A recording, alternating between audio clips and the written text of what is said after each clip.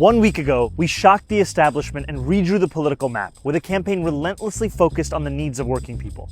We always thought our victory would come after multiple rounds of ranked choice voting. So when we got more first-round votes than Eric Adams got in 7 rounds in the last election, it was astonishing. Since then, a lot of people have asked me if I was surprised by the results. In some ways, I was. But in other ways, this was always the plan. We wanted to rebuild a coalition that had frayed over years of disappointment and neglect, to win people back to a Democratic Party that puts working people first. So let's break it down. Last November, New York City saw some of the biggest shifts towards Donald Trump of anywhere in the country. Much of it took place in working class and immigrant neighborhoods. A few days after the election, we went to Hillside Avenue in Queens and Fordham Road in the Bronx, not to lecture, but to listen. And what we heard was a desire to bring down the cost of living. That was our focus, and many of those voters came back. Brighton Beach went for Trump by 44 points. Last week, we won it by 16. College Point was a plus 11 Trump neighborhood. We took it by 8 points. We saw similar or even bigger swings in Bath Beach, Astoria Heights, and the North Shore of Staten Island. The headline is clear. We can win back voters many have written off if we give them something to vote for, not just tell them what to be against. When Eric Adams eked out a win by 7,000 votes 4 years ago, he called it a mandate and pronounced himself the new face of the Democratic Party. Even then, it was a little ridiculous. But in some neighborhoods, he did put up impressive margins. Take Flatbush, for example. Eric Adams dominated there, double digits ahead of his next rival. On Tuesday, there was also a double-digit victory, except it was for us, over Andrew Cuomo. We flipped Crown Heights by 45 points, North Corona by 33, and Jamaica by a staggering 57 points. These are the outer borough voters that Eric Adams said he'd bring with him to City Hall.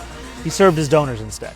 Whether we're talking about young voters, older voters, or just plain disaffected New Yorkers, no campaign in recent history has been as successful at driving new voter registrations, especially in the 100 days before the election. Just take a look at this graph. According to the Times, in the 14 days before the registration deadline, about 37,000 people registered to vote.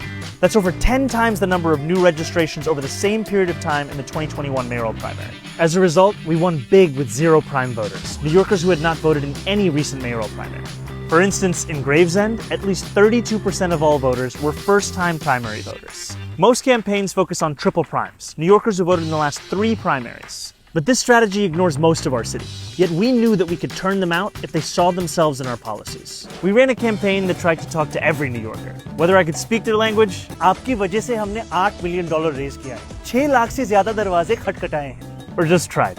Que se comprometa al bienestar. All the words are new! And the coalition that came out on Tuesday reflected the mosaic of these 5 boroughs. We won South Asian neighborhoods by huge margins in places like City Line, Ozone Park, Jamaica Hills. We won Latino neighborhoods like Corona, Washington Heights, Pelham Bay, and Woodhaven. We won many of the same Chinese voters that turned out for Trump in Flushing, Chinatown, and Bensonhurst. And in the final months of the campaign, we narrowed Andrew Cuomo's once sizable lead with black voters, outright winning young black New Yorkers in neighborhoods like Harlem and Flatbush.